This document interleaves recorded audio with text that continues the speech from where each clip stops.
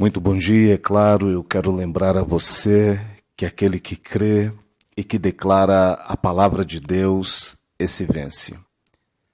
Nessa manhã eu gostaria de refletir com você sobre um texto da palavra do Senhor, que está no Evangelho de Mateus, capítulo 26, versos 37 e 38, a palavra do Senhor, ela diz assim: E levando consigo a Pedro e aos 2 filhos de Zebedeu, ele começou a entristecer-se, a angustiar-se.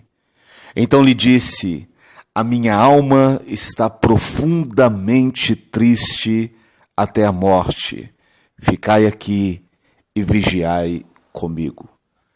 É muito difícil entender essa oração de Jesus.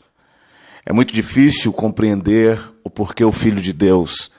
Jesus, para mim, é a maior referência da maturidade de um homem na Bíblia, da sabedoria de um homem na Bíblia. Quando Isaías apresentou a Jesus, Isaías disse: ele é um homem de dores que sabe o que é padecer. Jesus viveu pressão praticamente todos os anos do seu ministério. Jesus havia enfrentado a perda do pai, a perda de José. Jesus foi um homem que viveu no contraditório, na contracultura.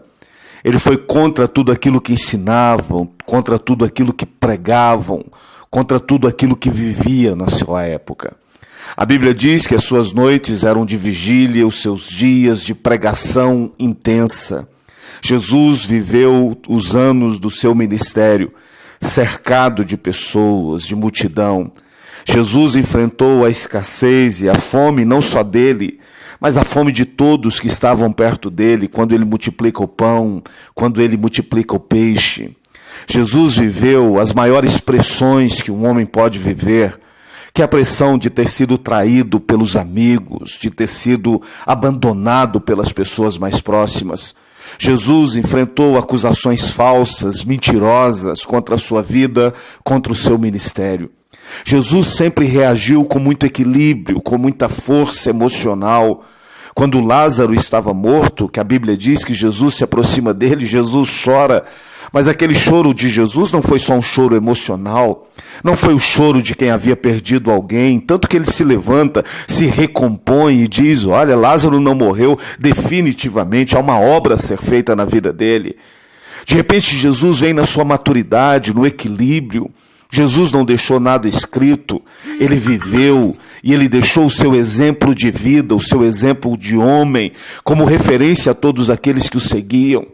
De repente vem no momento da sua morte, esse homem tão equilibrado, tão forte espiritualmente, tão forte emocionalmente, um Jesus que teve uma trajetória tão difícil na vida, um homem vencedor em tudo aquilo que ele fez. Não se engane, ele morre considerado rei dos judeus. Havia uma possibilidade de uma revolução. Os discípulos próximos acreditavam na vida dele como rei, como salvador, como Messias, não para a salvação, mas como um homem que definitivamente iria vencer o Império Romano. De repente esse Jesus tão forte pega Pedro, Tiago, João, sobe acima de um monte antes do dia em que ele seria morto.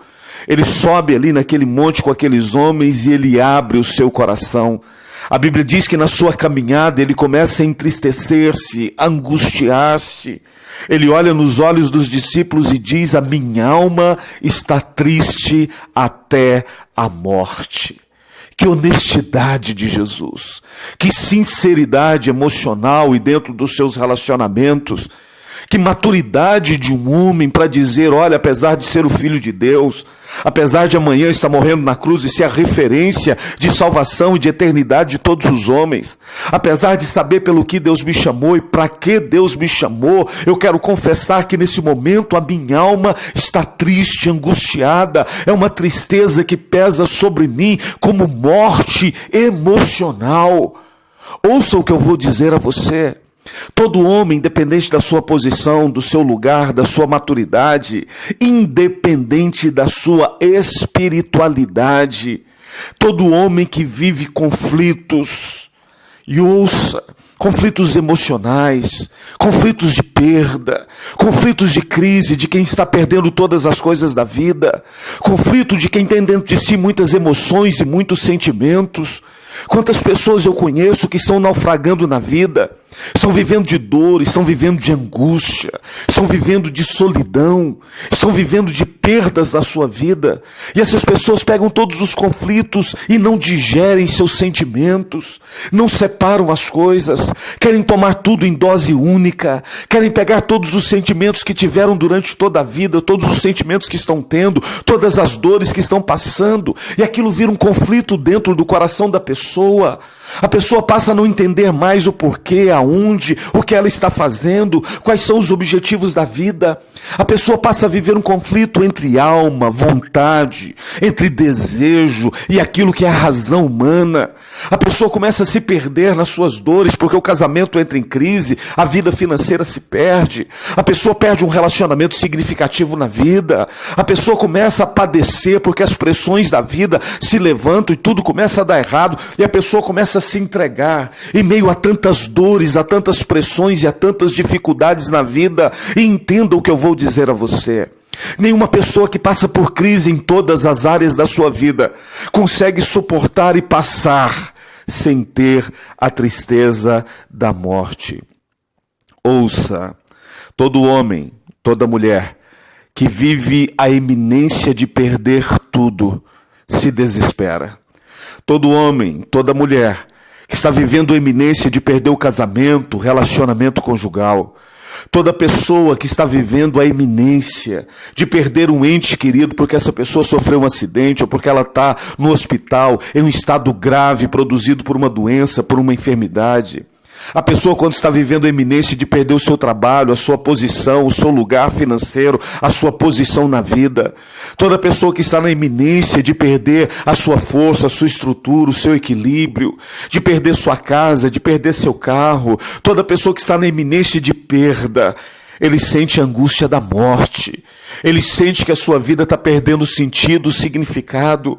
Jesus sabia que ele estava perdendo os amigos mais íntimos, o ministério, a sua vocação e o seu chamado, o seu prazer de viver seria tirado. E no momento que ele percebe que ele vivia a iminência real de ser entregue aos soldados, de ir à cruz do Calvário, no momento que ele percebe que ele iria perder tudo, ele vira e diz: minha alma está triste, angustiada, e é uma tristeza de morte sobre a minha vida, sobre tudo aquilo que eu construí e edifiquei para a minha estrutura e para a minha vida. Saiba o que eu vou dizer a você. Toda pessoa que não vê saída, Jesus passa a noite toda orando, dizendo: Pai, passe de mim este cálice. Ele sabia que não havia saída. Ele sabia que realmente estava vivendo um problema real e que ele não se livraria daquele momento e daquela circunstância. Não foi a primeira vez que Jesus foi ameaçado de morte. Não foi a primeira vez que as pessoas se levantaram contra ele para destruí-lo. Não foi a primeira vez que as pessoas queriam vê-lo derrotado, crucificado, maldito. Mas ele sabia que daquele momento ele não teria saída.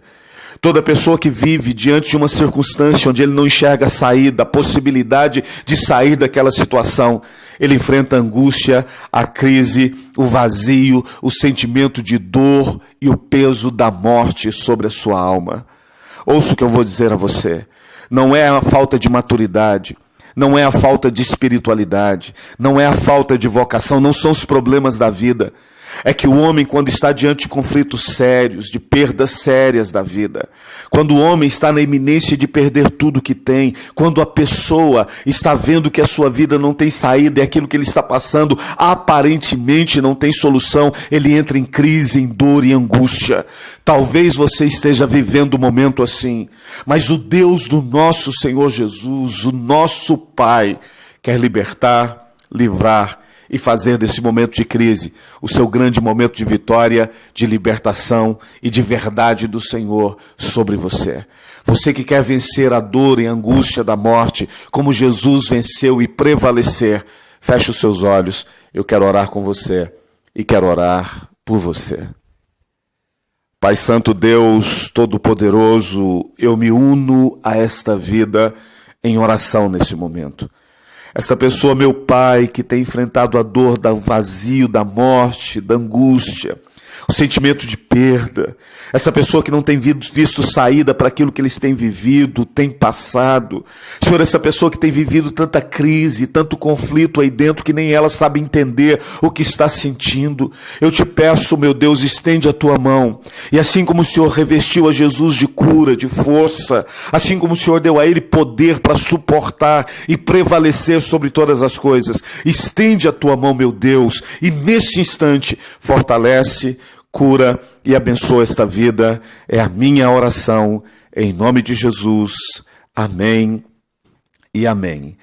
Meu irmão, minha irmã, eu sou o Bispo Ciro, bispo da Igreja Evangélica Palavra Revelada, Nápoles. E primeiro eu quero te dar um aviso, eu estarei agora pela manhã, de 10h45 às 11h30 da manhã, de 10h45 a 11h30 da manhã, apresentando o programa Fazendo Bem no www.apalavrarevelada.com. Você pode aí do seu celular, do seu iPad, você pode aí do seu computador sintonizar e entrar em contato conosco. www.apalavrarevelada.com. Se você quiser responder também, nós temos a pergunta do dia. A pergunta do dia aí é se o suicídio cristão, quando um cristão suicida, se é falta de fé, se é fraqueza emocional, ou se são demônios que levam a pessoa a isso, um cristão a isso.